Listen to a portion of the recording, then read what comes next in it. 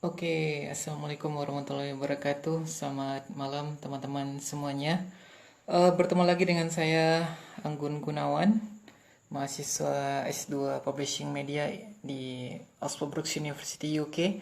Dan malam ini saya kembali membersamai teman-teman untuk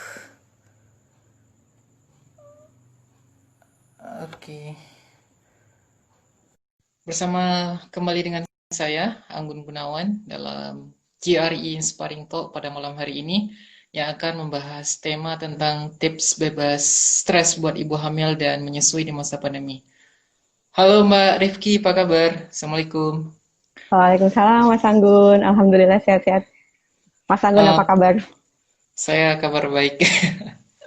Posisi di mana nih Mbak sekarang? Sekarang lagi di rumah di Bekasi. Oh, yang di Bekasi ya? Iya, Oke, tak kirain di Tuban. nggak bisa pulang ke Tuban ya, gara-gara ya. Lagi sibuk banget ya? Sibuk apa di rumah sakit?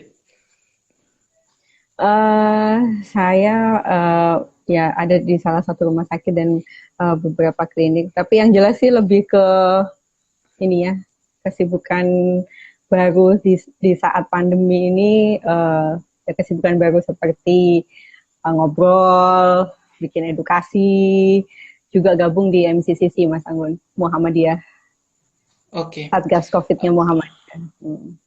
ya benar. Oke, teman-teman semuanya, selamat malam. Assalamualaikum warahmatullahi wabarakatuh. Saya sapa beberapa netizen yang sudah bergabung. Terima kasih sudah bergabung pada Jari Inspiring Talk pada malam hari ini. Saya akan bersama dengan Mbak Dr. Ritki Amalia Putri, SPOG. Jadi beliau ini adalah teman lama saya dulu di Ikatan Mahasiswa Muhammadiyah UGM. Sudah lama sekali. Kita ketemu kalau nggak salah tahun 2005 sampai 2006 dan setelah itu Mbak Rifki udah sibuk dengan kuliahnya. Um, 10 tahun ya Mas? beli udah berapa tahun nih? 2005, 2006 berarti udah 15-14 tahun yang Hampir lalu. 15. Jadi kita mengembara di jalan yang berbeda. Mbak Rifki kalau nggak salah setelah dari UGM pindah ke Jakarta. eh ya dulu apa kedokterannya di UGM, kemudian lanjut ke spesialis Obsgyn namanya ya, atau spesialis kandungan di Fakultas Kedokteran Universitas Indonesia UI Depok. Dan sekarang bekerja di kalau nggak salah di RS Cempaka Putih ya Mbak di Jakarta. Ya itu dulu, Oh itu dulu. itu pas, ya belum, belum. Ya, nanti kita sapa dulu Mbak Rifki. Eh, Jadi Mbak Rifki bisa ceritain Mbak latar belakang pendidikannya, terus kok sekarang bisa di Bekasi? Gimana Mbak ceritanya? Karena udah lama nggak ketemu nih kita, udah 14 tahun. Iya, oke lah, sedikit. Dulu asal saya dari Tuban, Jawa Timur, sebuah kota kecil di Pantura di Jawa Timur. Dari kecil sampai SMA di sana, kemudian alhamdulillah sekolah diberi kesempatan untuk ambil kedokteran di FKUGM, dan disitulah ketemu Mas Anggun, kita sama-sama dulu ya di Ikatan Mahasiswa Iya, Muhammadiyah. Ya, suatu warna di ya selama kita perkuliahan kita ya. Di sana saya banyak mengenal teman-teman dari berbagai background pendidikan, nggak hanya melulu kedokteran. Saya bergaul dengan Mas Anggun yang dari background filsafat dan yang lain-lainnya dari berbagai background pendidikan. Kemudian uh, setelah itu saya sempat ke Jawa Tengah lagi untuk internship. Kemudian saya bekerja di Rumah Sakit Islam Jakarta Cempaka Putih sebagai dokter umum dan sempat menjalankan program Expanding Maternal and Neonatal Survival, salah satu program Muhammadiyah yang bersama dengan USAID untuk rumah sakit di Muhammadiyah. Kemudian selepas itu saya melanjutkan sekolah spesialis dan alhamdulillah ujian nasional kemarin online angkatan corona di bulan Mei. Alhamdulillah. kalau nggak salah apa ngambil spesialisnya skema LPDP juga ya Mbak Rifki ya? Ya, ya, Eh, alhamdulillah mendapatkan beasiswa LPDP selama spesialis. Alhamdulillah. Itu spend Sama berapa dong tuh Mas Mbak? Anggun juga ya.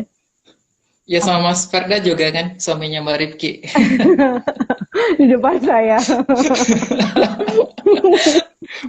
Iya, kalau Mas Ferda kan ke New York University ya, Mbak Rifki spesialisnya di Indo ya, karena spesialis cuma Ya, ada di Indo. Heeh. karena kalau di luar kita harus adaptasi lagi Mas Anggun.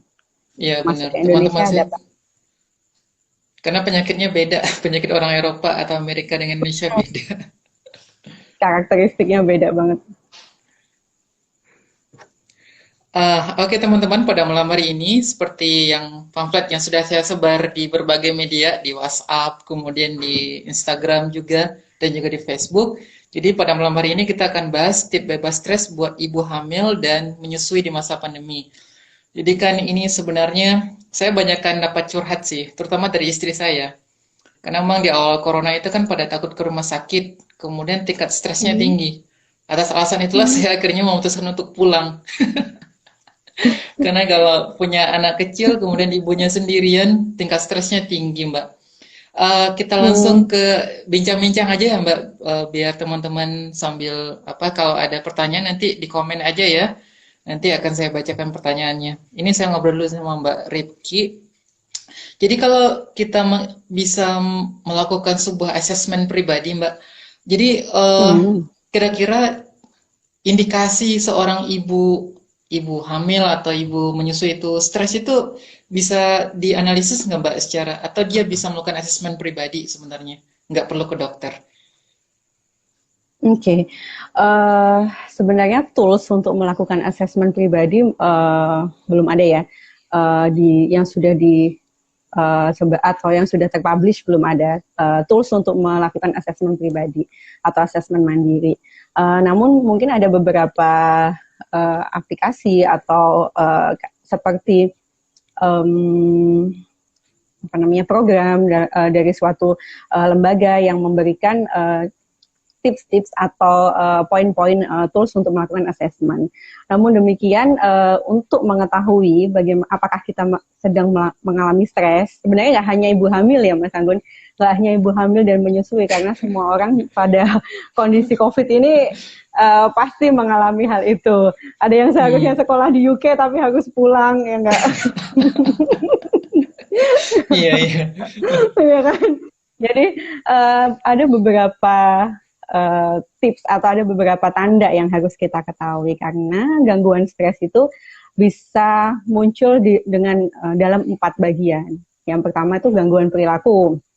Hmm, Misalkan jadi kurang bersemangat, kemudian yang biasanya susah, ya biasa-biasa makannya bisa jadi kurang makan, malas makan, atau justru lebih bersemangat makannya atau nafsu makannya bertambah gitu. Itu salah satu gangguan perubahan perilaku juga. Atau misalkan sulit tidur atau mimpi buruk gitu ya. Kemudian yang kedua ada gangguan psikosomatis. Gangguan hmm. psikosomatis itu sebenarnya gangguan psikis yang yang keluar atau termanifest atau muncul dengan gangguan dengan gejala-gejala yang sifatnya fisik, misalkan nggak ada apa-apa tapi nyeri perut atau jadi keringatnya berlebihan atau jadi nyeri-nyeri sendi, pegel-pegel, itu salah satu gangguan psikosomatis.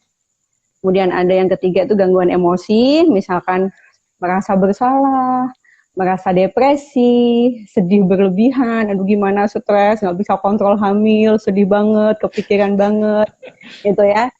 Atau yang terakhir gangguan pikiran. Biasanya kalau udah agak menumpuk-numpuk agak lama itu akhirnya jadi kayak kita jadi sering konsentrasi, susah konsentrasi, kemudian jadi galau, menahun, atau daya daya ingat menurun, bisa jadi seperti itu. Nah, mungkin empat jenis itu yang bisa kita screening secara pribadi ya. Kalau ada tanda-tanda seperti itu, ya bisa konsultasi ke beberapa layanan psikolog saat ini banyak. Termasuk salah satu Hmm. di Muhammadiyah juga menyediakan layanan psikologis untuk kita selama pandemi ini. Begitu Mas Oke, berarti Anggun.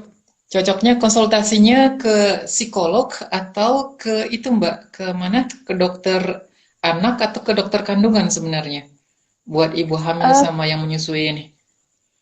Ya, kalau khusus untuk ibu hamil dan menyusui, jika ada keluhan-keluhan seperti itu, sebenarnya kita bisa salah satunya bisa konsultasi telemedicine, Mas Anggun. Sekarang kan kita nggak harus selalu datang ya, karena banyak Hmm, banyak banyak NGO, banyak organisasi yang menyediakan layanan itu.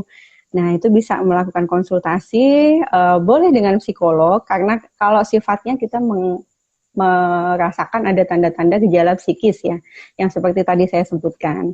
Berarti psikolog akan melakukan screening atau melakukan diagnosis atau apakah ini gangguan psikologis saja yang ringan atau ini ada unsur kejiwaan, misalkan udah mulai depresi banget atau mulai ada halusinasi-halusinasi, nah itu nanti akan di-refer ke spesialis jiwa gitu. Tapi gangguan psikologis ini sangat berpengaruh loh dengan dengan fisiknya ibu hamil dan menyusui sebenarnya. Jadi nggak bisa hmm, terpisahkan sebenarnya gitu. ya. Berarti kalau yang perfectnya itu atau yang bagusnya itu adalah dikombinasikan ya, konsultasi dengan Yes, psikolognya dengan dokternya juga. mm-mm, betul banget. Oke, jadi kalau misalnya istri lagi hamil atau menyusui itu lagi banyak marah-marahnya di masa pandemi ini, itu suatu kewajaran nggak, Mbak? Jadi biar para suami bisa siap-siap juga secara mentalitas gitu kan. Iya, mungkin itu ya. Lihat Kan juga. kan misalnya kayak gini loh, misalnya kalau ibu hamil itu kan biasanya itu kan pada apa yang ngidam gitu kan. Terus kan nyari nyari makanannya itu kan susah Mbak di masa pandemi. Restorannya pada tutup gitu kan. Nyarinya juga susah gitu. Emang di GoFood nggak ada ya? Tapi sebenarnya kebanyakan kalau sudah mengalami gangguan psikologis itu kombinasi dari Hmm. beberapa gejala yang saya sebutkan tadi. Jadi lebih ke sana. Kalau ibu hamil memang secara psikologis sangat berpengaruh sih, walaupun secara hormonal juga ya sangat berpengaruh. Jadi lebih sensitif, Hmm. jadi mudah marah. Kalau orang Jawa bilang apa ya, bawaan bayi, gawan bayi. Iya, Itu heeh. memang cuman ketika ada gangguan yang tadi lebih ke mungkin lebih ke anxiety dan depresi sih Mas Anggun. Jadi merasa cemas berlebihan. Yang namanya gangguan ansietas tuh udah cemas saja nggak bisa kita misalkan nih cemas terus kita kasih tahu nggak apa-apa nggak akan terjadi seperti itu tetap aja pikirannya seperti itu, nah itu menjadi salah satu tanda.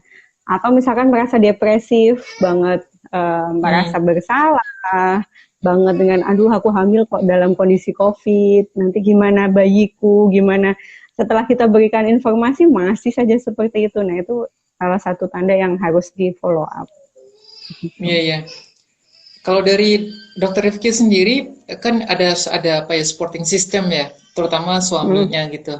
Ya harus memberikan ya selain dokternya juga memberikan advice gitu kan, tapi juga suaminya juga kan Hmm. melakukan pendampingan sehingga secara mentalitas istrinya nggak terlalu banyak galaunya gitu di masa COVID ini.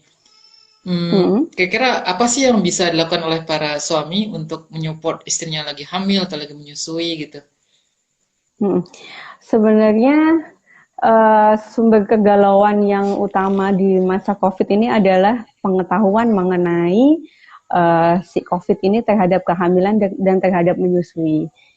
Itu yang salah satunya harus diketahui baik oleh istri, ibu hamil dan ibu menyusui maupun oleh suami ya, dan juga di supporting system yang lain. Karena di rumah itu kan Hmm, nggak cuma istri, suami, tapi ada orang tua, ada mertua, ada ya, om, tante. Nah, itu adalah supporting system yang sebenarnya harus mengetahui bagaimana sih sebenarnya apa ya kehamilan ini, pengaruh COVID terhadap kehamilan dan menyusui. Nomor satu itu sih, karena tingkat stres yang mungkin akan menjadi penyebab untuk ibu hamil dan menyusui itu merasa khawatir bahwa dia akan dengan COVID ini dia akan tertular, kemudian akan hmm, menularkan ke bayinya juga, atau merasa khawatir dengan periksa nanti bisa tertular, atau merasa khawatir nanti kalau persalinan di rumah sakit bahaya bisa ketularan baik ke hmm. dia maupun. anaknya, juga yang memberi ASI khawatir nanti akan menularkan atau memberikan atau mentransmisi, mengirim si virus itu lewat ASI. Nah, itu sebenarnya pengetahuan itu yang harus dikuasai oleh ibu hamil dan supporting sistemnya. Setelah itu tahu, maka dijalankanlah itu peran suami di situ. Ketika galau ya ditemenin, tapi tetap on the rule bahwa ya itu pengetahuan yang harus, basic pengetahuan yang harus diketahui oleh ibu hamil dan supporting sistemnya. Iya, karena kalau Termasuk jalan-jalan oleh sendiri, oleh siapa Mbak? termasuk oleh ini petugas kontrol hamilnya itu, Mas Anggun, peran bidan penting. Oke Mbak, ini udah ada beberapa pertanyaan yang masuk. Saya sapa dulu ya. Kayaknya ada yang nyapa-nyapa Ya. juga deh. Mungkin kenalannya Mbak Rifki deh. Ada Mbak Viola Pradita. Assalamualaikum Dokter Rifki katanya. Ini pasiennya atau gimana? Itu salah satu bidan muda yang energik itu di Rumah Sakit Yarsi. Oke. Terus ada juga ada Encul. Encul siapa nih? Assalamualaikum Dokter Rifki katanya. Waalaikumsalam. Eh, Terus ini ada dari Mbak Ratnasyah Mbak. Saya langsung itu deh daripada nanti pertanyaannya nggak kebaca, nggak enak sama netizen. Jadi pertanyaannya gini, dari Mbak Ratnasyah dia nanya kalau sering nangis sendiri pas menyusui itu tanda depresi juga kah Dokter Rifki gitu? Oke. Sering menangis sendiri pas menyusui. Nah, mungkin yang harus dicari tahu adalah apakah selalu apakah selalu demikian sejak awal dia menyusui sampai saat ini, ataukah yang dulunya menyusui biasa-biasa aja tapi sekarang jadi sering menangis, atau dia baru saja melahirkan, Mas Anggun. Ada yang namanya postpartum blues juga. Dia baru saja melahirkan, kemudian merasa lebih cenderung ke stres atau depresi, kemudian menyusui juga akhirnya berpengaruh juga. Nah, ini yang perlu dibedakan kapan kondisi menangis saat menyusui ini muncul gitu. Nah, kemudian apakah ini termasuk tanda depresi? Kalau saya bilang ya bukan ke arah depresi, ini merupakan gangguan psikologis. Kenapa? Ketika menyusui harusnya ibu tuh akan merasakan bahagia. Harusnya, karena di situ hormon oksitosin bekerja, kemudian mengeluarkan air susu, dan secara psikologis itu akan mempengaruhi rasa bahagia untuk ibu, bukannya rasa sedih atau cenderung sedih atau depresif gitu. Nah, berarti ini ada sesuatu hal yang harus digali gitu. Iya. Jadi kalau Mbak Ratnasyah tadi kalau misalnya mau di mention lagi atau di komen lagi mungkin gejala menangisnya itu bayinya udah umur berapa bulan gitu kan. Jadi Mbak Rifki bisa bisa menganalisis ini lebih ke depresi atau sebenarnya itu gejala biasa bagi ibu yang lagi menyusui gitu. Nanti bisa komen lagi ya Mbak Ratna ya. Ini ada dari Sutajan Widyaningrum, Mbak Sutajan Widyaningrum. Jadi bagaimana mengelola stres di saat hamil? Karena work from home ini ternyata kerjanya semakin banyak dan rapat tidak pernah kenal waktu gitu. Dari pagi, sore, malam, rapat terus. Gimana tuh Mbak? Jadi bagaimana mengolah stresnya gitu? Bagi ibu hamil, tapi ibu hamil lagi hamil, tapi kerjaan makin lama makin banyak, walaupun di rumah. Oke. Ya. Jadi yang pertama, karena yang menjadikan stres itu banyak faktor ya. Baik itu faktor yang sifatnya nutrisi, kemudian daya tahan tubuh, juga faktor yang sifatnya emosional. Jadi yang pertama sih kalau kita bilang faktor yang secara fisik mempengaruhi, nomor satu sih makanan ya Mas Anggun. Makan tetap sehat. WFH jangan jadi banyak makanannya berlebihan, tidak seimbang. Nah itu kan akan mempengaruhi ya. Makanan tetap sehat. Kemudian yang kedua, ini juga akan meningkatkan, akan menurunkan resiko stres, yaitu dengan aktivitas. Jadi walaupun kita WFH, banyak rapat seharian, jangan lupa aktivitas ringan tetap. Misalkan 20 menit atau 30 menit jalan kaki. Ya, boleh outdoor yang tetap harus memperhatikan physical distancing, ataupun indoor juga boleh ya. Atau mungkin dengan kelas-kelas di YouTube ibu hamil bisa dengan aktivitas ringan ataupun kelas relaksasi. Ini sangat membantu karena ketika kita melakukan aktivitas fisik itu ada hormon namanya endorfin. Nah, itulah yang akan mengurangi stres. Kan hormon kesenangan ya, mengurangi stres, mengurangi rasa khawatir dan memperbaiki mood. Kemudian cukup tidur. Usahakan tetap cukup tidur ya, karena saat tidur itu hormon-hormon akan terproduksi sehingga tadi termasuk endorfin ya, itu akan menurunkan resiko stres.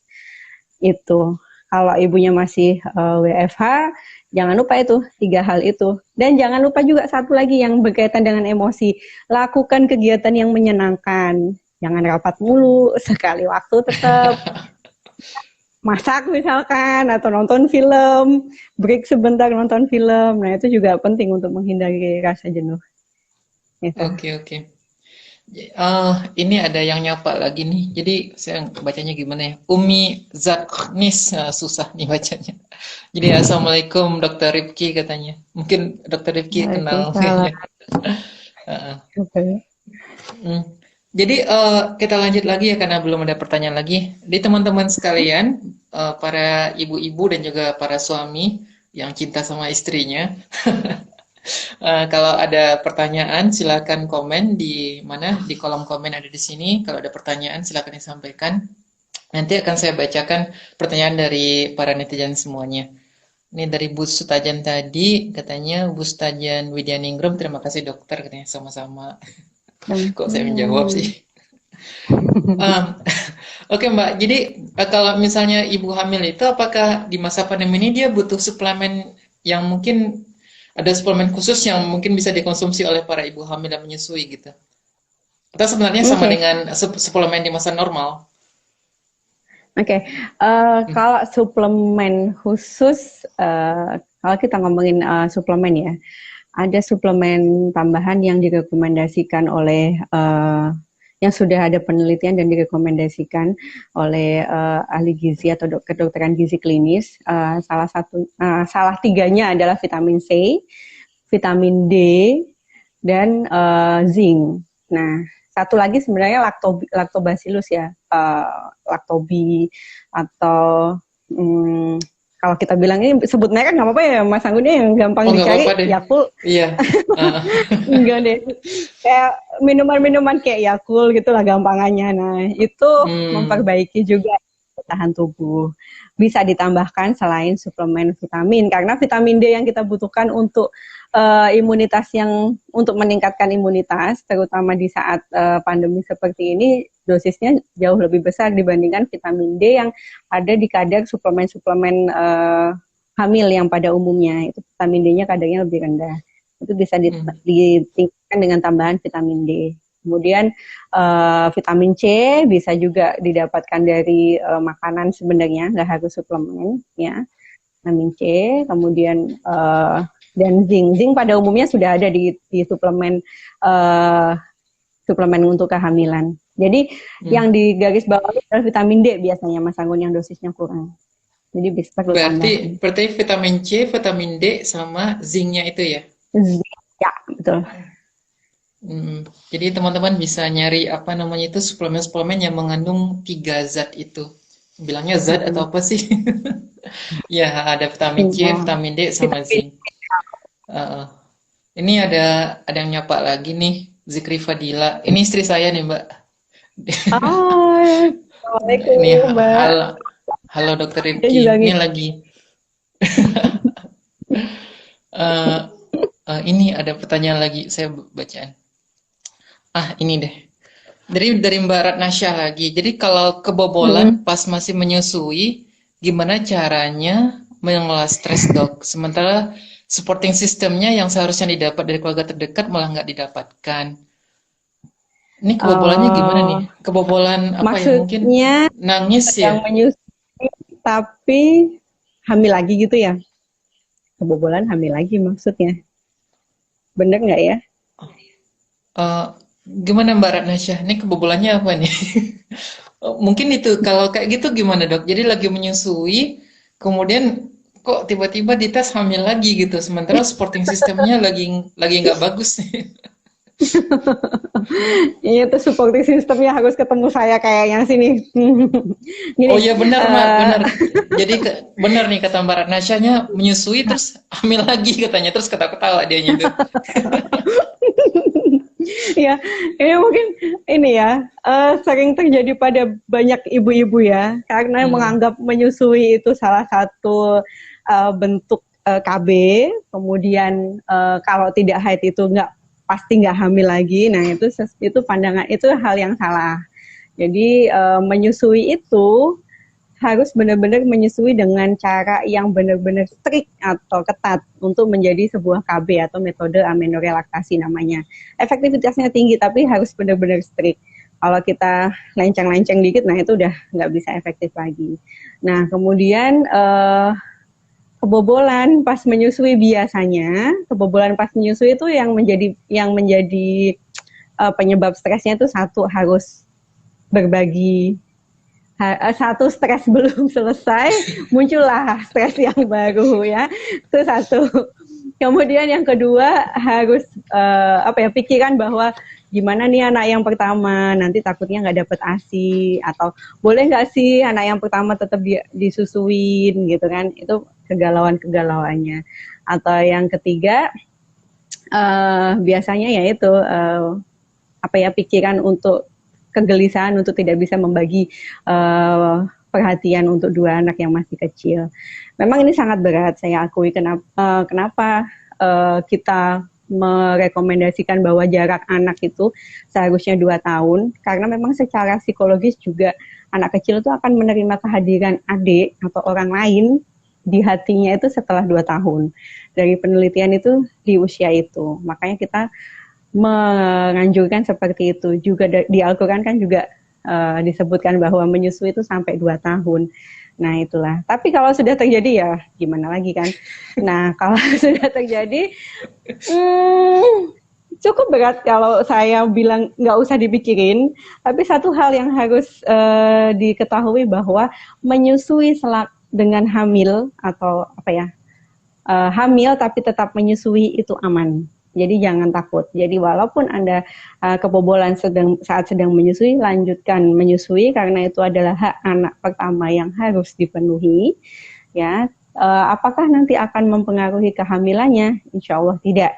Ya, kecuali kalau misalkan ada keluhan, misalkan menjadi flek atau menjadi kontraksi. Nah, keluhan-keluhan seperti itu yang harus diantisipasi untuk di stop. Tapi selama tidak ada keluhan, tunaikanlah kewajiban untuk menyusui untuk anak yang saat itu yang pertama istilahnya gitu ya, nggak usah khawatir. Nah kemudian supporting sistemnya ini mungkin keluarga-keluarga terdekat harus menemani ya selama pemeriksaan kehamilan ya. Jadi ketika dilakukan edukasi, peran suami atau siapa yang paling dekat, misalkan yang sehari-hari di rumah ibunya atau ibu mertuanya, itu memang harus dilibatkan dalam proses kontrol kehamilan atau antenatal care untuk kepentingan edukasi ini dengan memberikan support ke ibu hamil. Itu mungkin Mas Anggun yang bisa dijawab. Oke, ini kan Jadi apa ya? ajak Jadi suaminya. iya, ya paling nggak suami itu kan buat jagain anak kalau lagi tes itu kan, lagi periksa kehamilan. Apalagi anak satu tahun itu lagi senang-senangnya lari-lari tuh Mbak. Iya, tapi Iya, suami harus masuk ya. Paling nggak ada suami atau ibu, pokoknya ada iya, pendamping lah yang akan benar. menjadi supporting sistem untuk si ibu hamil, dan itu perlu. Hmm. Jadi gini Mbak, apa namanya? Ini kan kalau ibu menyusui terus hamil lagi gitu kan? Kan dia harus Hmm, apa ya memberikan nutrisi kepada tiga tiga individu kan, tiga nyawa. Dia sendiri, kemudian bayinya yang lagi menyusui, sama janinnya juga kan. Berarti makannya ya, harus ditambah lagi Mbak nutrisinya. Pola makannya harus ya. berbeda nggak? Lebih banyak makannya lebih double atau triple?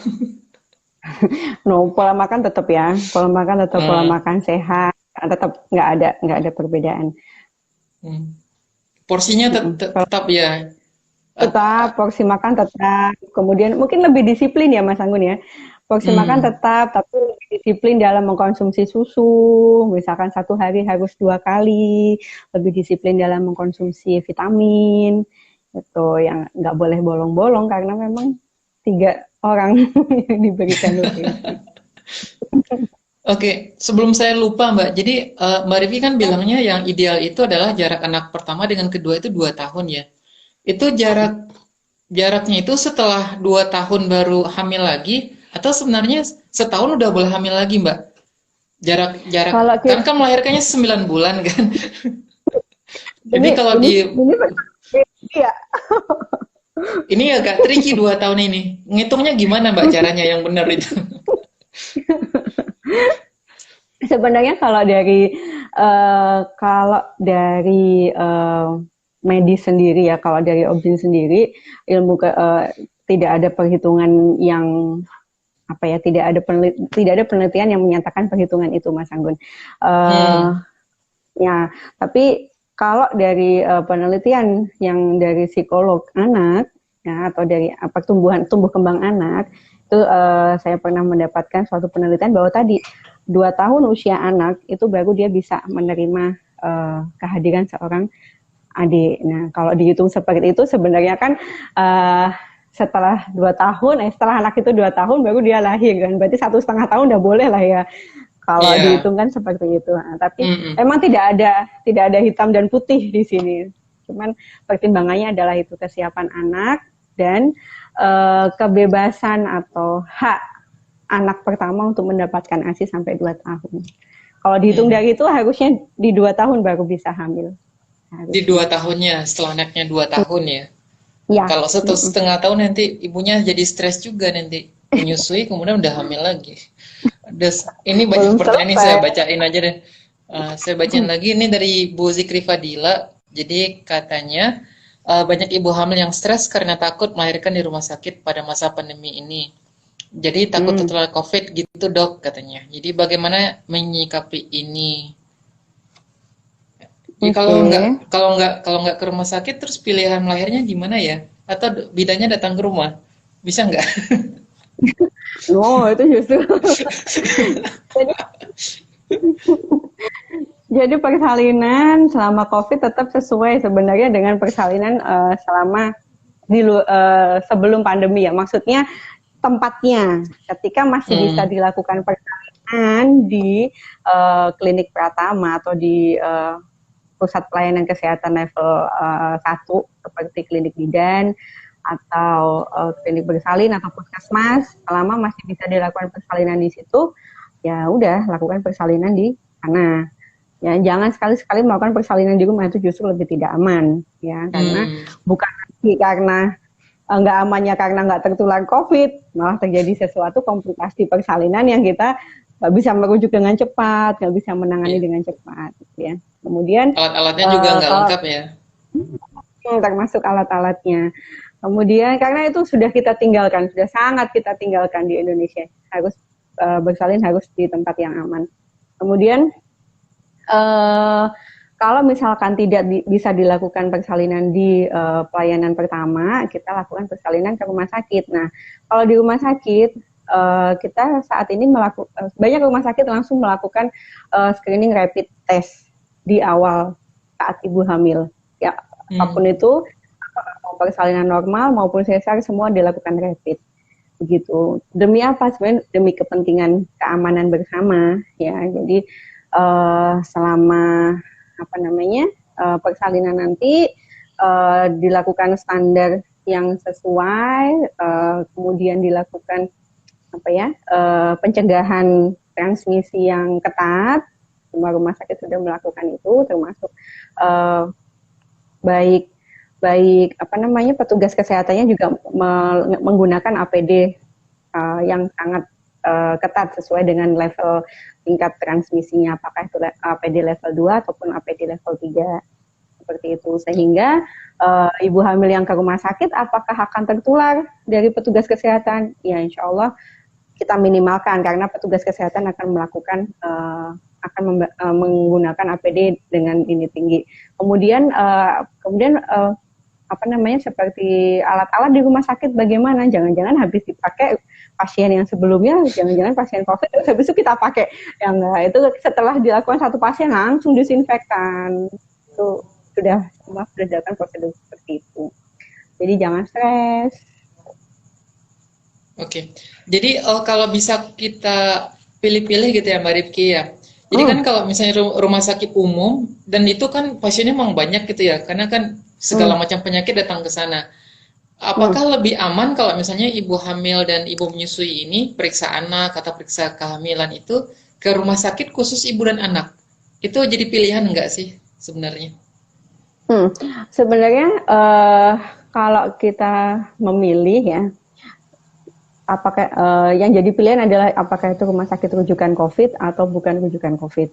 Kan dalam satu daerah ada ya rumah sakit rujukan COVID dan ada yang tidak. Nah, walaupun pada kenyataannya rumah sakit yang bukan rujukan COVID pun ya banyak beberapa sudah merawat pasien-pasien PDP di ruang isolasinya, tapi setidaknya paparannya lebih kecil dibandingkan dengan rumah sakit yang memang rujukan COVID. Nah, itu mungkin bisa dipilah seperti itu. Oke. Ini saya scroll lagi deh, kayaknya ada pertanyaan lagi. Ini dari Mbak Hayumi Hamazaki. Ini orang Jepang, Mbak ya. Ya Mbak Hazumi. Jadi katanya itu ini pada stres nih dok, ibu hamil dan menyusui di masa pandemi ini sekarang ini katanya.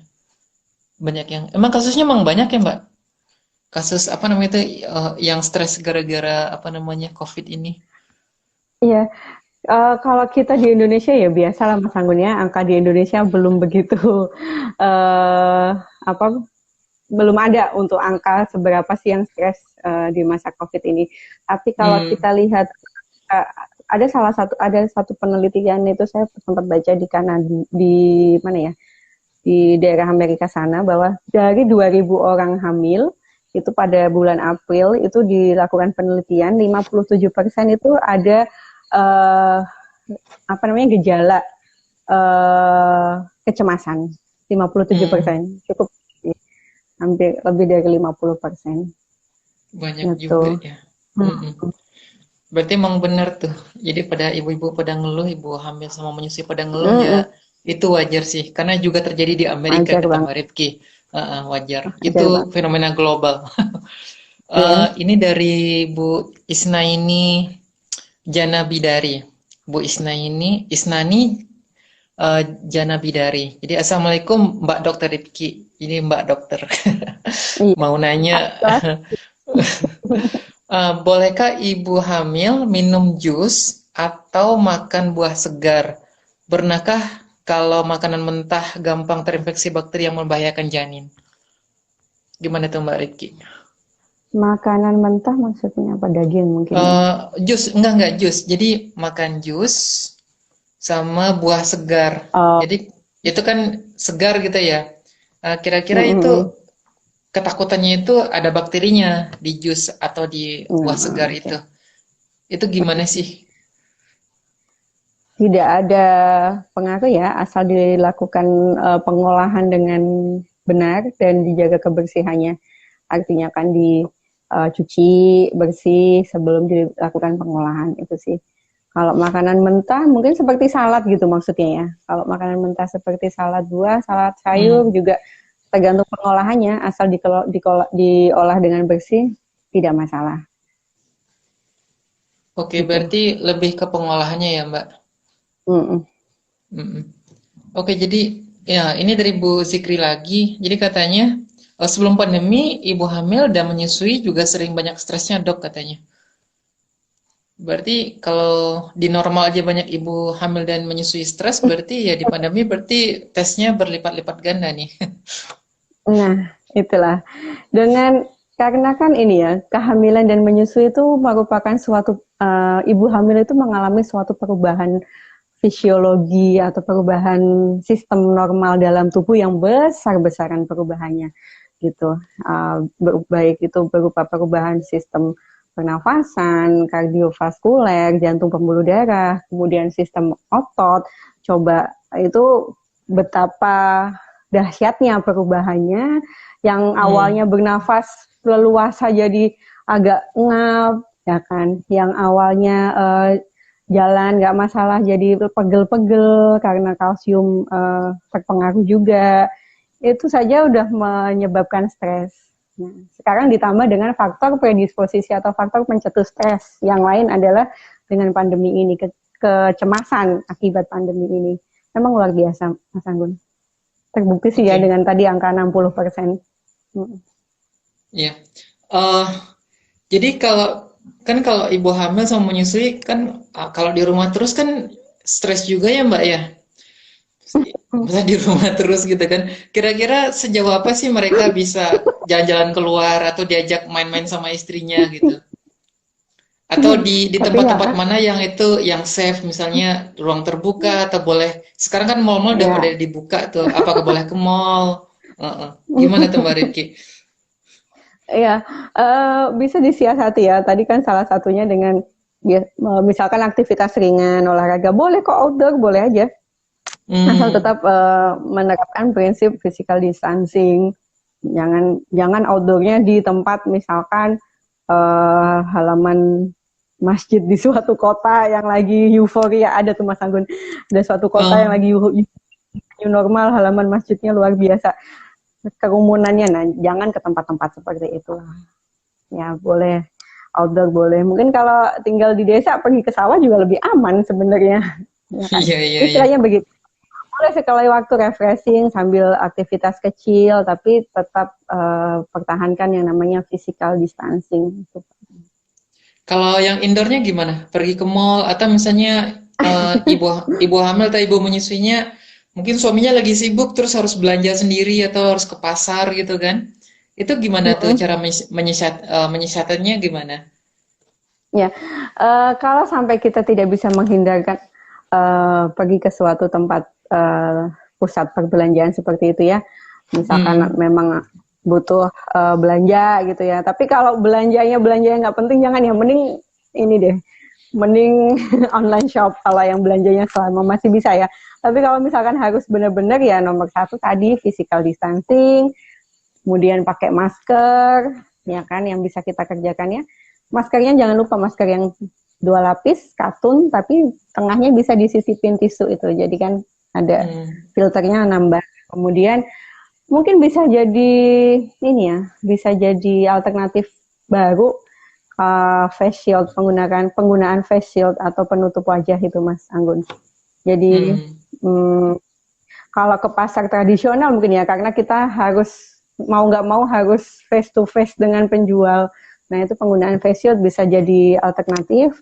Karena memang dari penelitian yang bisa menurunkan angka transmisi itu penggunaan face shield atau penutup wajah, masker dan physical distancing. 3 poin ini yang akan yang bisa secara signifikan menurunkan angka transmisi. Itu yang bisa dikerjakan. Karena kan bapak-bapak di Indonesia ini memang pada malas belanja gitu kan. Biasanya mah tetap ibu-ibu yang belanja, walaupun ibunya hamil atau ibunya punya anak lagi menyusui, tetap ibu-ibunya yang belanja.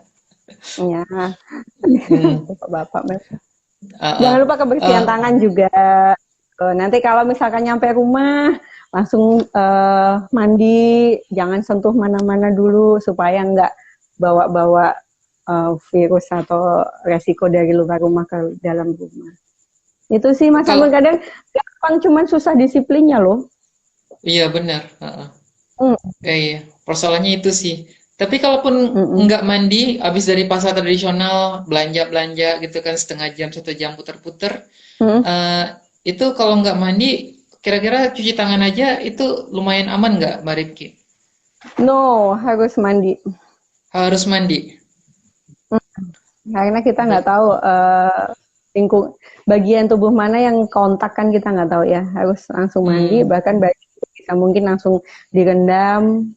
Itu akan protokol-protokol itulah yang harus dipatuhi ya untuk di masa ini, apalagi new normal ini kan semua jadi seperti kembali normal kan, walaupun kita istilahnya new normal, tapi new normal untuk diri kita sendiri adalah new normal dengan menetapkan protokol itu dengan disiplin. Itu aja sih Mas Anggun. Oke. Berarti walaupun new normal, sebenarnya potensi untuk tertular itu masih tinggi ya? Karena peaknya kan belum Iya, kan? iya Malahan justru sekarang semakin makin makin tinggi berarti resikonya. ya bisa dibilang begitu. Oke. Makanya ketika negara kita sudah memutuskan mendeklar seperti itu ya kita sekarang langkahnya adalah melindungi komunitas kita dan melindungi diri sendiri.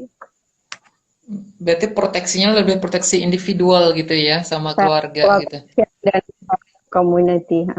Gitu. Oke. Oke, ini saya bacain lagi pertanyaan dari Mbak Pranidana. Jadi di masa pandemi seperti ini, apakah imunisasi bayi yang aman itu seperti apa? Kemudian, tipsnya dok, imunisasi agak langka efek dari pandemi gini. Gimana Mbak kalau imunisasi buat bayi di masa pandemi? Kalau imunisasi, memang di awal-awal kita ada kasus, itu memang dulu itu sempat yang tidak ada pelayanan ya. Semua puskesmas tidak melayani, semua bidan tidak melayani.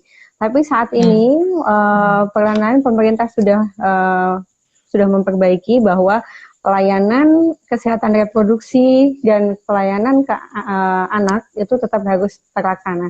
Jadi datang aja ke puskesmas. Sekarang sudah melakukan imunisasi, cuman pasti dengan protokol misalkan dibatasi khusus harinya dikhususkan untuk imunisasi hari apa, kemudian dibatasi berapa orang, sudah melakukan dengan protokol demikian. Atau kalau khawatir juga ke puskesmas karena takut mungkin antrian, apalah bisa kontak dengan bidan desa setempat atau bidan setempat itu bisa. Nah, untuk mensiasati biasanya kita untuk imunisasi dan untuk kontrol itu by phone dulu Mas Anggun atau by WA. Istilahnya janjian sehingga jam-jamnya itu diatur biar pasien nggak numpuk gitu. Bisa disiapkan. Saat ini sudah jalan. Berarti emang imunisasi yang bidan atau dokternya datang ke rumah juga belum ada ya? Layanan yang seperti itu? Belum. Belum ada juga ya? Oke, berarti emang harus janji. Ya. Ya, tapi nanti ada uang transfernya ya Bapak Ibu ya. Oke, itu urusan belakangan lah gitu. Ini sebelum saya lupa nih Mbak Ripki. Jadi ini ada itu juga sih kontroversi gitu. Jadi kan kalau kita ini imunisasi di puskesmas itu kan cuma imunisasi yang sifatnya itu imunisasi dasar gitu ya. Cuma beberapa aja yang diberikan. Kemudian ada juga beberapa teman-teman yang itu karena khawatir bayinya itu akan terinfeksi banyak penyakit gitu ya. Kemudian pakai imunisasi lengkap. Kalau nggak salah itu sekitar 1 jutaan gitu. Kira-kira emang lebih direkomendasikan itu yang dasar aja. Kemudian nanti kalau anaknya udah gede baru diimunisasi lagi. Atau kalau udah 1 tahun nggak apa-apa imunisasi semuanya gitu yang lengkap itu Mbak Ripki. Kalau jenis imunisasi sendiri memang yang lebih bagus, kalau kita ngomong yang lebih bagus memang imunisasi yang lengkap itu lebih bagus Mas Anggun. Nah untuk imunisasi dasar sendiri kenapa itu diterapkan sebagai imunisasi dasar sebenarnya berdasarkan pada prevalensi atau tingkat penyakit pada bayi dan anak di Indonesia ini yang paling besar adalah yang tertera di imunisasi dasar itu untuk dicegah. Tapi sebaiknya kalau memang mampu melakukan lebih bagus ya imunisasi lengkap. Oke, kira-kira itu umur berapa tuh Mbak Ripki bagusnya yang lengkap? Di atas 1 tahun udah aman itu? Bisa. Imunisasi lengkapnya? Bisa ya? Berarti minimalnya umur berapa yang imunisasi lengkap? Kita sebaiknya memang di atas 1 tahun Mas Anggun karena selesaikan dulu imunisasi dasarnya, kemudian baru dilanjutkan dengan imunisasi lengkap itu. Oke. Ini ada pertanyaan lagi dari Mbak Pranidana. Jadi mengapa ibu hamil termasuk yang rentan dok? Mungkin rentan COVID nih, rentan COVID. apakah memang imunnya rendah selama kehamilan? Iya, ibu hamil itu kita kita kelompokkan sebagai kita masukkan sebagai kelompok rentan sebenarnya karena memang betul secara keseluruhan itu sistem imun ibu hamil itu menurun ya. Jadi ada tadi yang saya bilang ada perubahan-perubahan fisiologi termasuk perubahan sistem imun itu yang menyebabkan memang dengan kehamilan itu sistem imun menurun. Nah, dengan menurunnya sistem imun ini akan meningkatkan resiko infeksi termasuk infeksi virus COVID ini. Itu teori secara umum. Namun ada satu teori yang menjelaskan sebenarnya bahwa dengan kehamilan ini justru sebagai faktor protektif untuk infeksi COVID. Cuman ini karena sebatas teori jadi belum belum terbukti secara ilmiah. Tapi itu sebatas teori bahwa jadi si COVID ini, si virus satu ini untuk dia masuk ke dalam tubuh ada namanya reseptor. Dia menghinggapi salah satu reseptor ya, yang namanya reseptor. Salah satu reseptor atau kita bilang reseptornya S2 namanya. Nah, dalam kehamilan itu hormon progesteron itu menekan reseptor itu. Artinya, jadi selama hamil tuh hormon progesteron naik, itu hormon yang memang hormon kehamilan. Nah, reseptor itu ditekan.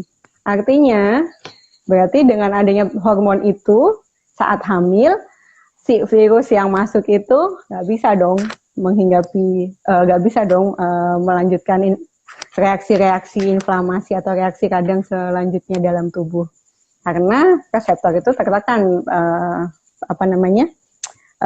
prosesnya oleh hormon progesteron. Tapi ini masih sebatas teori karena kita juga belum bisa ya membuktikan dalam kondisi yang seperti ini dengan kasus yang masih minimal seperti itu. Gitu. Tapi so far dengan general teori bahwa imunitas ibu hamil secara keseluruhan turun, ya itu makanya kita tetap kelompokkan ibu hamil sebagai kelompok rentan. Gitu. Oke. Ini pertanyaan dari Bu Zikri Fadila. Dok, anak saya kadang susah makan, alhasil berat badannya jadi turun, jadi seret gitu. Apakah saya harus mengurangi waktu menyusuinya ya? Jadi apakah kalau dikurangi menyusuinya tiba-tiba apakah itu berpengaruh terhadap pola makannya akan lebih lahap atau gimana gitu? Atau sama aja? Dia anaknya itu umur 15 bulan. 15 bulan itu baru setahun lebih ya. Kalau enggak ya, dengan mengurangi waktu menyusui itu justru tidak menambah menambah nafsu makan ya. Karena jangan salah, mengurangi waktu menyusui berarti mengurangi juga nutrisi-nutrisi dari ASI yang bisa tersampaikan ke si anak seperti itu. Nah, ini harus dievaluasi sebenarnya. Berat badan meningkat itu sekat untuk naik itu seperti apa? Ya, nanti bisa dikonsultasikan apakah karena peningkatan berat badan anak itu kan ada grafiknya ya, grafik pertumbuhan berat badan anak. Nah, itu yang harus dianalisis.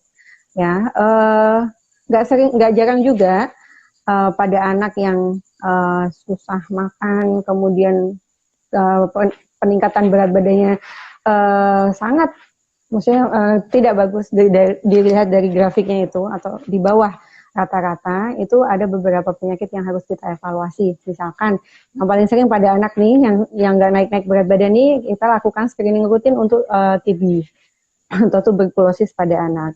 Nah, ini yang juga kadang memang tidak bergejala, tapi gejalanya itu aja, nggak naik-naik aja berat badannya. Nah, itu rutin di puskesmas akan melakukan screening. Nah, itu yang harus dipertimbangkan. Jadi tidak sesederhana kurangin waktu menyusui kemudian biar makannya lebih banyak, enggak ya. Jadi antara makanan bayi dengan ASI itu secara gizinya berbeda juga ya, Dok ya? Ya.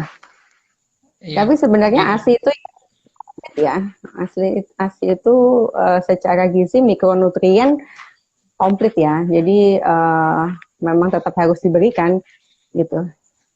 Jadi kalau anaknya makannya sedikit tapi ASI-nya masih kenceng itu malah nggak apa-apa ya? Kalau kayak gitu. Nggak masalah ya. Heeh. Hmm. Tapi itu ya peningkatan berat badan harus dievaluasi penyebab yang lainnya apakah ada. Mm-mm. Oke, ini masih ada pertanyaan ini. Saya punya ada waktu berapa menit lagi ya? 4 menit lagi. Jadi kalau ada pertanyaan lagi, kayaknya saya bisa, kayaknya Mbak Rifki bisa ya additional time ya. Oke. Oke. Jadi teman-teman karena apa namanya tuh di live Instagram ini kan kita cuma dikasih waktu durasinya itu 1 jam.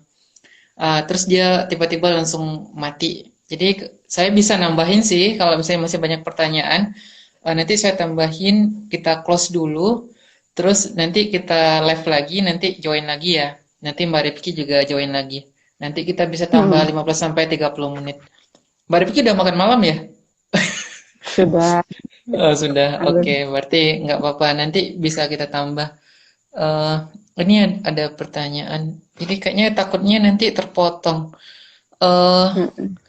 atau saya bacakan aja terus Mbak Rifki ingat-ingat ya. Iya, Dan, boleh. jadi dari Mbak Pranidana, jadi katanya tips hamil, tips ibu hamil yang masih harus ke kantor dok agar aman terhindar COVID. Jadi masih ke kantor tapi lagi hamil nih gitu. Gimana tips amannya ke kantor? Mm-mm. Terus pertanyaan dari Mbak Irayora, dok, bagaimana treatment untuk meningkatkan produksi ASI yang semakin menurun di masa pandemi ini, terutama pada ibu yang bekerja dengan jadwal yang berubah-ubah, work from office dan WFA juga gitu. Apakah ada booster untuk meningkatkan ASI gitu, Mm-mm. yang paling efektif untuk booster ASI nih? Terus Mm. terus dari Mbak Risma Zaini, salam dari Aceh Mbak Rifki katanya. Halo Mbak Teman kuliah Risma, apa? Anak UGM juga apa nih? bukan beliau dari Aceh dari Unsiah. Oke. Beliau Oke, teman-teman, ini saya close dulu ya, karena udah mau 1 jam. Nanti saya live lagi, nanti Mbak Rifki akan join sama saya lagi untuk menjawab beberapa pertanyaan yang belum terbacakan. Oke. Saya end dulu, nanti langsung ke save ya. Jadi teman-teman yang belum dengerin nanti bisa lihat recordingnya di IG Grey Publishing. Oke, gitu dulu ya. Kita off dulu sekitar oke, 3 sampai 5 menit. Habis itu kita live lagi. Oke, oke, gitu. Oke, sampai jumpa lagi di channel berikutnya. Oke. oke. Oke teman-teman, kita lanjutin lagi diskusi kita pada malam hari ini bersama Dr. Rifki Amalia Putri, teman saya dulu ketika aktif di Ikatan Mahasiswa Muhammadiyah Universitas Gadjah Mada. Tema kita pada malam hari ini adalah tips bebas stres buat ibu hamil dan ibu menyusui di masa pandemi COVID-19. Oke, ini sambil menunggu teman-teman pada join lagi, ada pertanyaan yang tadi belum sempat dijawab oleh Dr. Rifki karena durasi dari Instagram cuma 1 jam. Kemudian kita lanjut untuk sesi yang kedua ya. Ini sambil nunggu teman-teman pada gabung, saya ingin menginformasikan bahwasanya GRE Publishing masih memberikan acara giveaway, yaitu kita akan bagi buku-buku gratis kepada para netizen yang paling aktif di IG Grey Publishing. Bagi teman-teman yang sering komen, kemudian sering nge-tag temannya, sering nge-share story Grey Publishing, kita akan bagi-bagikan beberapa buku yang telah diterbitkan oleh Grey Publishing. Ini Mbak Rifki udah join lagi, kita coba add lagi ya. Sampai bulan Juni ini untuk periode yang kedua.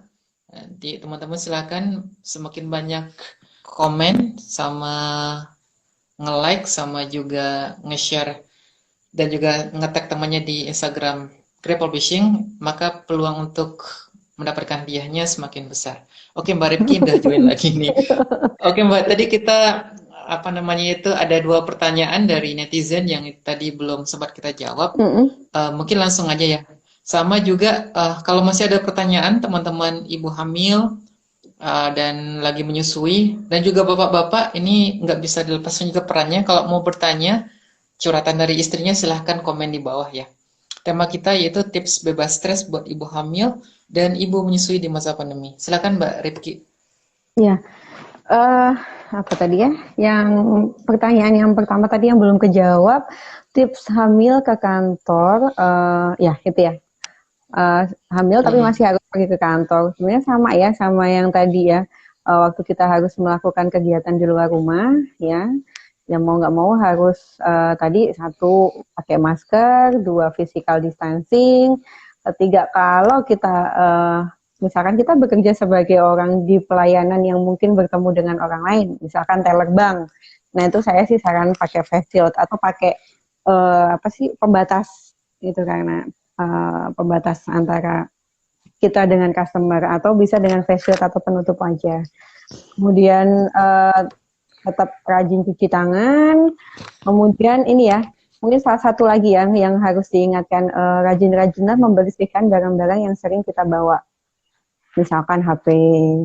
Kemudian kalau kita di kantor, mungkin di situ ada barang-barang kecil, misalkan ada HP, pulpen, gitu ya. Itu sering-sering kita bersihkan, boleh pakai disinfektan yang di lap, boleh yang disemprot. Kemudian kalau kita makan atau minum, sebaiknya memang bawa tempat sendiri dari rumah. Itu adalah kondisi-kondisi yang harus kita, yang bisa kita terapkan di era new normal ini. Sebenarnya nggak harus untuk ibu hamil, ya. Um, Oke. Yang booster bayi, booster ASI Mbak. Asik. Yang Iya ya. Jadi kalau kita ngomongin produksi ASI, itu ada banyak yang mempengaruhi ya. Secara alami, ini yang secara alami dulu ya. Dan tapi jangan di abaikan karena yang secara alami ini pengaruhnya sangat tinggi, yaitu dengan dengan bayi itu melakukan isapan ke puting payudara ibu, itu akan meningkatkan produksi ASI.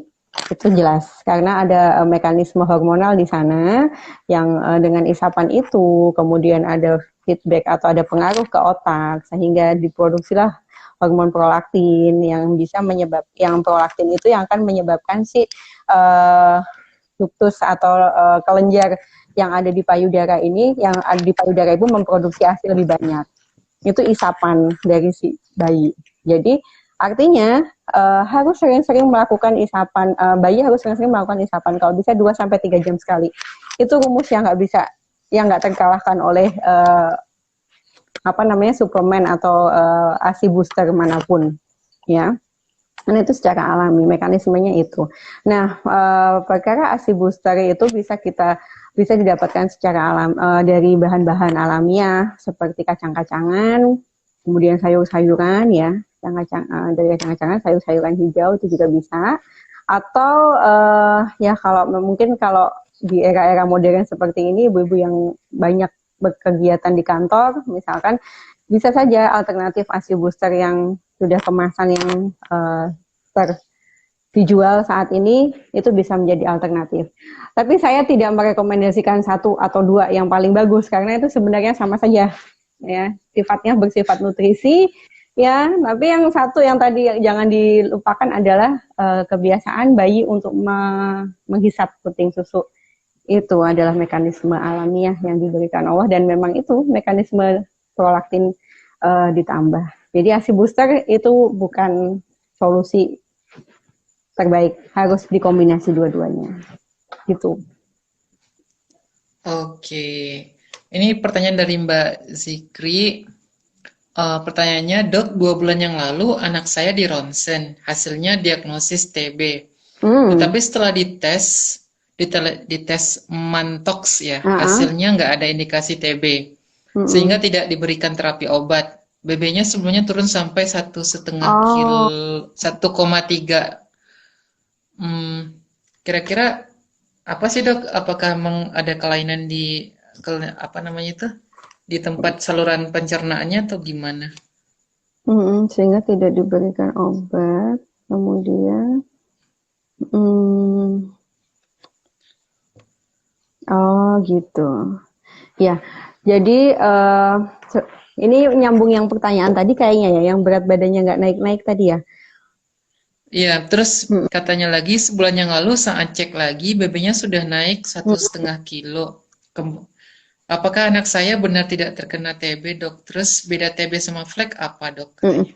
Kalau TB itu dengan flek itu sama ya. Kalau orang awam bilang penyakit flek itu pada umumnya TB itu maksudnya. Kemudian Hmm. ronsennya memang kalau diagnosis TB pada anak-anak itu berbeda ya. Tidak dengan ronsen tapi dengan mantuk. Cuman pengobatannya sendiri pada anak-anak itu kalau misalkan tes mantuknya positif baru kita lakukan pemberian obat, terapi obat. Nah, eh, kalau misalkan tanpa penggunaan terapi obat dia sempat naik, kalau saya pikir sih mantuk harus diulang ya, karena TB, karena dari ronsennya dia didiagnosisnya ada indikasi ke arah TB.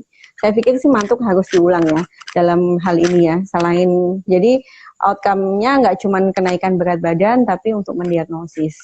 Jadi belum tentu anaknya Hmm. tidak terinfeksi TB, tapi mantuk harus diulang. Karena mantuk itu kan sebenarnya reaksi tubuh terhadap infeksi, bukan mendiagnosis apakah ada si bakteri TB itu. Jadi tergantung pada reaksi tubuh kita. Jadi harus diulang. Gitu Mas Anggun. Berarti mantuknya untuk yang ronsennya tetap diulang juga? Kalau Atau yang ronsen mantuknya aja? justru mantuk yang harus diulang. Mantuknya harus diulang gitu ya. Hmm. Oke. Oke, silakan teman-teman kalau misalnya masih ada pertanyaan silakan komen di bawah gitu ya. Hmm, ini karena saya udah lama nggak ketemu, sambil nunggu pertanyaan dari teman-teman. Ini kan saya udah udah lama, udah lama nggak ketemu Mbak Rifki nih, udah 14 tahun. Udah Mbak Rifki udah kemana-mana.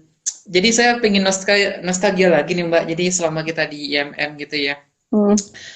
Kira-kira ini kan momen juga anak-anak mahasiswa mahasiswa baru juga pada mau masuk dan fenomena sekarang itu kan banyak mahasiswa-mahasiswa yang tuh katanya sibuk kuliah. Hmm. Padahal kenyataannya Mbak Rifki yang kuliah di kedokteran UGM yang itu super super sibuk sekali itu masih sempat-sempatnya masuk IMM UGM. Jadi dulu gimana sih Mbak tipsnya kok kuliahnya lancar kemudian organisasinya tetap bisa diurusin gitu? Tipsnya apa ya Mas Anggun? Happy kayaknya ya. Yang penting happy. Mungkin tergantung Tipsnya. di tergantung maksudnya tipe masing-masing orang beda sih ya. Banyak juga teman-teman saya di kampus itu yang aktif luar biasa di organisasi di internal kampus ya. Dulu kan kita suka bilang organisasi internal dan eksternal. Nah, itu ya. Kalau Hmm. banyak sekali yang sekarang luar biasa suksesnya pada aktif di organisasi di kalau kita punya dulu tuh Kalam, keluarga muslim mahasiswa di FKUGM. Nah, waktu itu memang saya memilih di eksternal karena bisa ketemu dengan berbagai orang, dengan berbagai tipe. Nah, itu yang ini sih ya, menarik ya, bisa ketemu diskusi dengan orang-orang visipol gimana sih rasanya, kan ribet ya, tapi asik-asik aja. Itu yang penting menyenangkan sih ya, dan kalau buat mahasiswa, tapi untuk buat mahasiswa sekarang ya nggak bisa dipungkiri sih apa yang kita kerjakan dulu tuh bisa kita rasakan saat ini sih Mas Anggun. Jadi bagaimana kita Hmm. bisa berinteraksi dengan orang lain dengan berbeda background yang ternyata di dunia kerja saya harus menghadapi pasien dengan berbagai macam latar belakang pendidikan dan background pekerjaan. Nah, itu juga termasuk salah satunya. Kemudian ketika kita bergerak di suatu organisasi, kemudian saat bekerja juga akan terbawa, suasananya juga akan terbawa ya.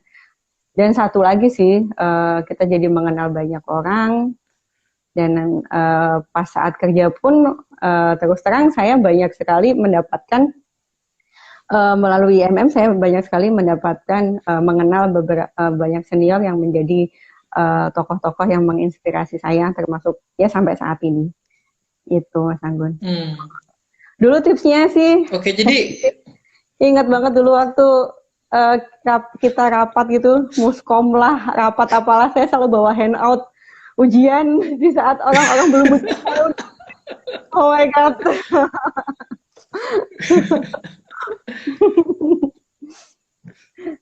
Ya karena kan semuanya diurusin gitu ya. Kuliahnya tetap diurusin, IMM-nya kan lagi apa ya? Dulu kita kan anggotanya masih sedikit gitu kan, lagi Iya, berjuang-juangnya tuh di UGM dulu tuh. luar Harus biasa ya. nyari Mungkin. kader,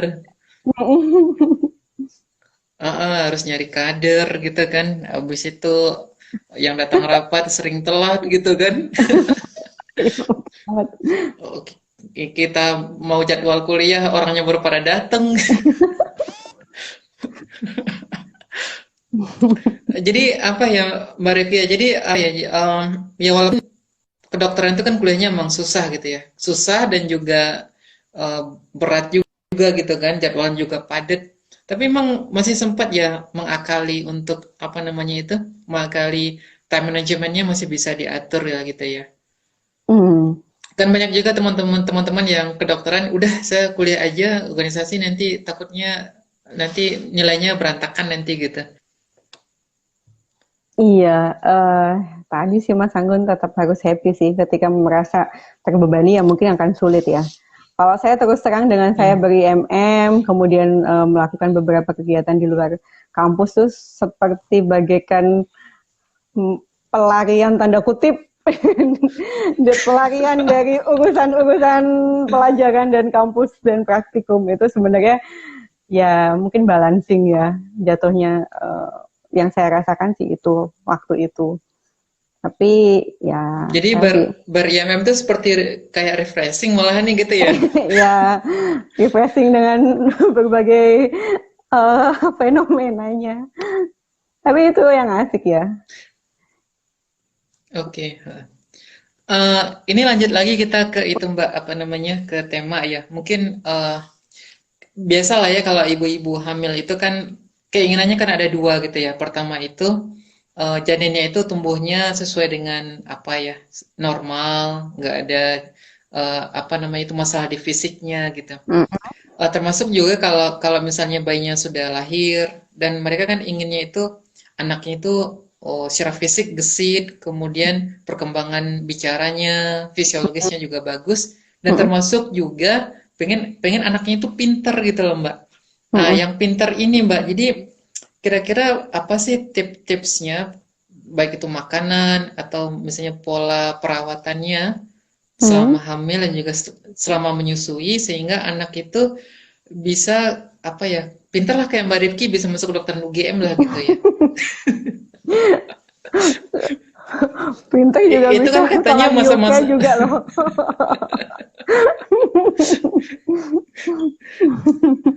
itu Mbak Rifki sama Mas Ferda juga. Mas Ferda bisa ke US juga kan. Jadi gimana tuh Mbak ya mungkin ibu-ibu yang pengen, ya mungkin ibu-ibunya cuma apa ya, mungkin cuma tamat SMA atau gimana, Mm, mm, pengen anaknya juga lebih lebih pintar dari ibunya gitu. mm, Mungkin ada mm, treatment khusus yang bisa diberikan. mm. Eh, nomor satu nutrisi sih Mas Anggun ya.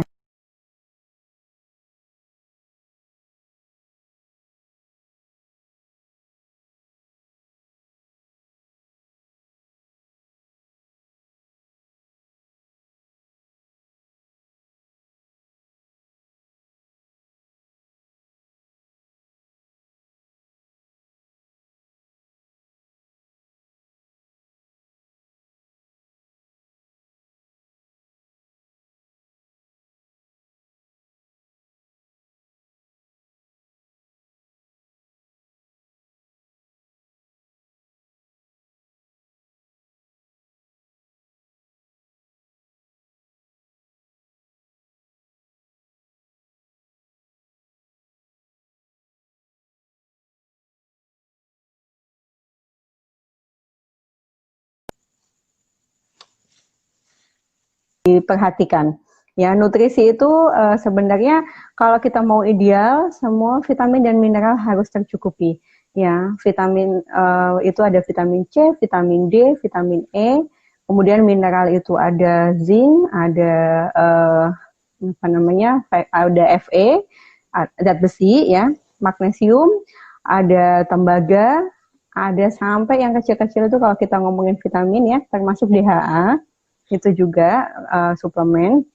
Nah, itu yang harus kita perhatikan. Nah, kalau mau gampangnya nih, ya, makan makanan sehat aja di Indonesia ini udah banyak itu kandungannya ya.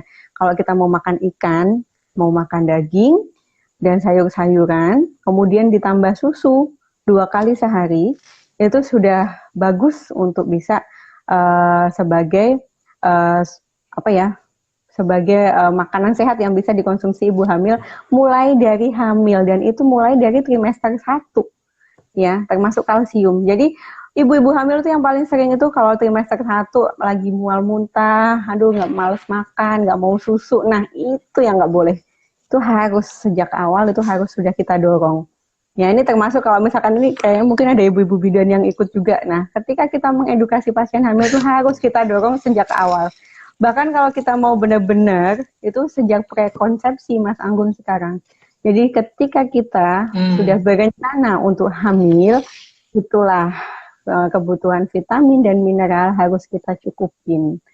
Nah, kalau kita susah ngitungnya, itu makan makanan sehat, cukup, ditambah dengan suplemen hamil dan susu. Saya pikir itu udah cukup ya. Begitu Mas Anggun. Kalau yang lainnya Mbak yang bisa menyupport itu secara psikologis, ada nggak? Untuk apa namanya itu, biar anak itu secara pertumbuhan intelijennya itu bisa berkembang mungkin normal atau mungkin bisa melebihi gitu. Ya, kalau secara psikologis yang tadi ya, yang stres itu berpengaruh juga ya. Itu memang stres itu memang harus dikelola sih dalam kehamilannya. Kalau kita baca beberapa penelitian tentang neuroscience gitu, tentang saraf dan neuropsychoscience gitu. Nah, ternyata pada kehamilan yang mengalami stres, ibunya mengalami stres selama kehamilan atau ansietas atau depresi, pada kehamilan trimester kedua dan trimester ketiga, itu ternyata ada loh yang meneliti bahwa nanti si outcome-nya itu si anak itu dalam ada usia 3 tahun, 3 sampai 5 tahun, di bawah 5 tahun lah intinya, itu akan mengalami gangguan behavior. Itu ada penelitiannya sampai ke sana. Jadi ya emosi juga harus faktor emosi harus dikelola. Kemudian kalau kita ngomongin soal instrumen atau penggunaan musik, itu lebih ke relaksasi. Seperti itu, Mas Anggun. Oke. Baik teman-teman, ini kalau ada pertanyaan silahkan, mumpung Mbak Ripki ada di sini. Ini saya mau nanya lagi Mbak. Jadi gini, kalau misalnya ibu hamil, pas lagi hamil ibunya ini suka marah, atau pas lagi menyusui ibunya suka marah, atau kebalikannya ibunya suka nangis pas hamil, atau pas menyusui suka nangis tuh ibunya, mungkin ditinggal gitu ya, suaminya lagi kuliah ke UK misalnya. Itu kira-kira anaknya secara emosional akan itu nggak Mbak? Kalau pemarah nanti anaknya juga jadi pemarah, kalau ibunya suka nangis anaknya juga jadi suka ngambek atau gimana gitu. Ada pengaruh nggak Mbak ke Kalau secara spesifik seperti itu sih, kalau dari penelitian yang saya baca tidak disebutkan ya Mas Anggun ya. Maksudnya kalau ibunya nangis, anaknya jadi suka nangis. Kalau ibunya marah, jadi anaknya suka marah. Nggak sedetil itu sih meneliti ya. Yang jelas ketika tadi kalau ada faktor stres, ansietas pada ibu, ternyata si anak bisa ada gangguan perilaku. Entah itu jadi irritable, mudah marah, entah itu jadi susah beradaptasi, seperti itu. Tapi nggak spesifik ya, tapi ada, pengaruhnya ada. Dan itu secara angka sih signifikan, cukup signifikan pengaruhnya. Oke. Ini udah lumayan nih, udah jam berapa ya? Udah lebih setengah 10. Iya. Oke, ini sudah malam juga. Saya mau ngucapin terima kasih sama Mbak Ripki. Ini kita malah reuniannya malah bikin IG live streaming. Ya, tapi mudah-mudahan dengan bincang-bincang kita pada malam hari ini bisa menginspirasi dan juga memberikan banyak wawasan dan informasi buat ibu hamil dan Mm-mm, menyusui mm-mm. di masa pandemi COVID ini, karena kan COVID-nya kita nggak tahu kapan berakhirnya gitu ya. Dan Ya boleh mudah-mudahan, pesan dulu Mas Anggun ke ibu-ibu boleh, boleh. ibu hamil dan menyusui ya, dan supporting. Jadi stres itu tidak bukan suatu hal yang apa namanya, yang bisa dikesampingkan, karena stres itu dalam untuk kehamilan juga dia menyebabkan beberapa komplikasi kehamilan seperti lahir prematur, tuban pecah sebelum waktunya ya kalau udah usia-usia trimester 2, trimester 3. Kemudian kalau stres berkepanjangan bisa juga bayinya jadi kecil lahirnya atau pertumbuhan janinnya terhambat. Kemudian untuk ibu menyusui, stres itu bisa mengurangi tadi yang sudah sempat di-review, stres itu bisa mengurangi produksi ASI gitu, karena secara hormonal dia akan mengurangi keluarnya ASI juga mengurangi kerja prolaktin yang bisa memperbanyak produksi ASI.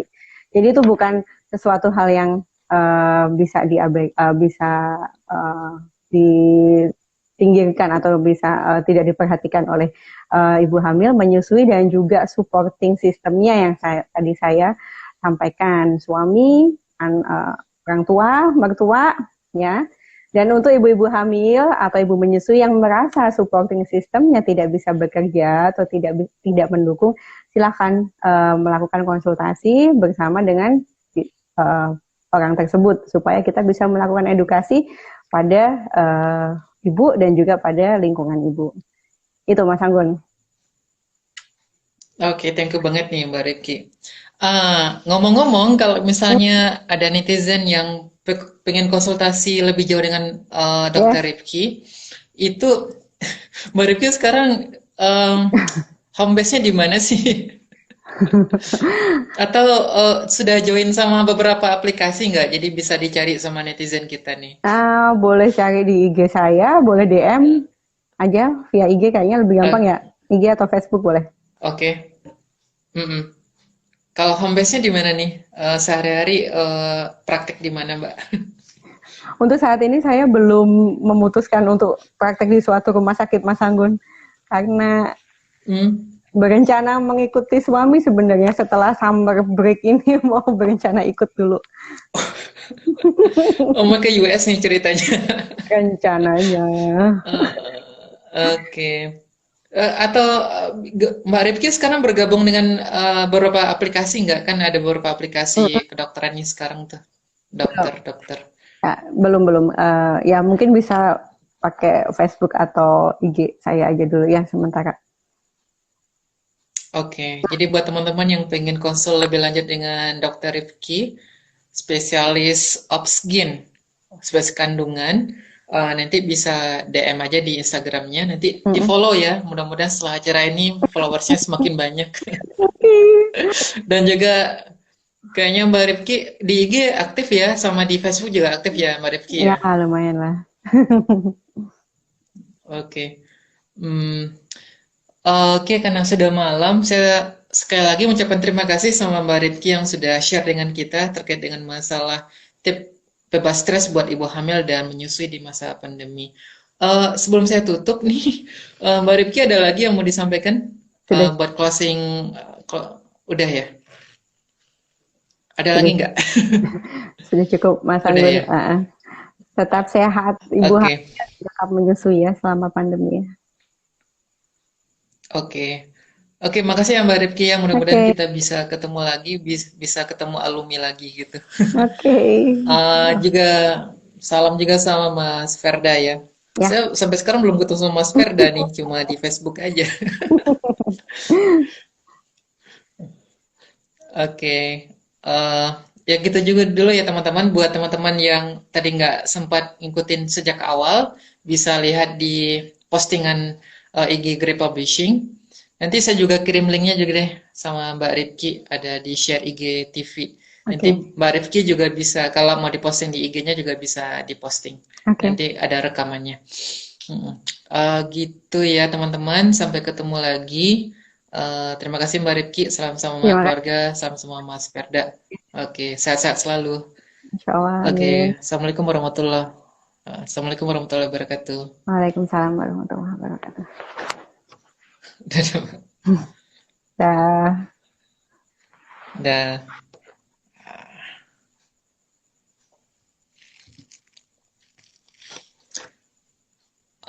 Oke, teman-teman, makasih ya udah gabung sama GRI Inspiring Talk pada malam hari ini bersama Dr. Ripki Amalia Putri langsung dari Kota Bekasi. Dan mudah-mudahan pandemi di Amerika segera berakhir dan Mbak Ripkinya bisa bersama suami. Jadi Mas Ferda samanya Mbak Ripki lagi kuliah S2 di New York University di Amerika. Oke, demikian. Terus saya ingatkan lagi, jadi Gerai Publishing masih membuka kesempatan buat teman-teman mendapatkan giveaway buku, beberapa kita bagikan kepada para netizen yang aktif, komen, nge-tag, dan juga nge-share, dan juga nge-like postingan-postingan Gerai Publishing. Nanti akan ada beberapa buku yang akan kita bagikan. Demikian dulu dari saya, Anggun Gunawan, host dari GRI Inspiring Talk pada malam hari ini. Sampai ketemu lagi di lain waktu. Oke, Assalamualaikum warahmatullahi wabarakatuh.